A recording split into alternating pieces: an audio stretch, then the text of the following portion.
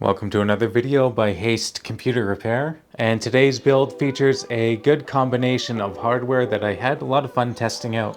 Underneath this Thermalright Assassin 120X CPU cooler, we have a AMD Ryzen 5 5600X CPU, 6 cores and 12 threads. For the graphics card, we have this Dell OEM RTX 3060 Ti with 8GB of GDDR6 memory, 16GB of Corsair Vengeance 3200MHz RAM, and it's packed onto an AsRock B450M Steel Legend motherboard with a little ARGB accents controlled in BIOS. For storage, we have a Team Group T-Create Classic M.2 NVMe solid state drive, 1TB in capacity, and that has Windows 11 Pro installed. Definitely a solid choice if you're thinking about grabbing one. And powering it all, we have an Antec 750 watt power supply.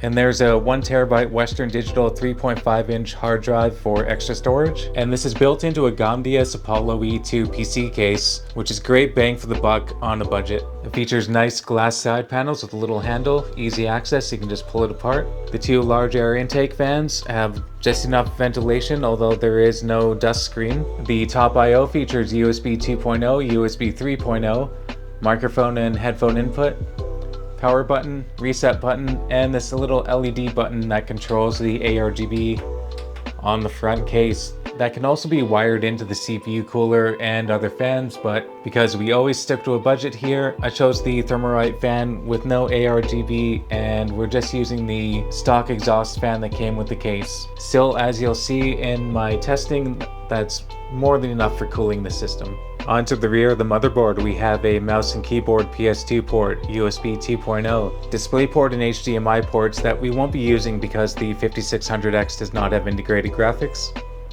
USB 3.1, USB Type-C 3.1, RJ45 Ethernet port. If you're hoping for a wireless connection, you might have to seek out something like a USB Wi-Fi adapter. We have an SPDIF port, audio in and out, and this Dell RTX 3060 Ti offers 3 times DisplayPort and 1 HDMI. While we're showing off this case, there's plenty of passive cooling to help ventilate the hot air being distributed by the graphics card fans. Depending on the size of your GPU, you also have this one PCIe lane and this PCIe lane down here underneath the graphics card should you want to install some sort of expansion. Not to mention the second M.2 port and the 4 available SATA ports for extra storage. So now that we have all the basic specs covered for this PC, let's check out the gaming and benchmark results.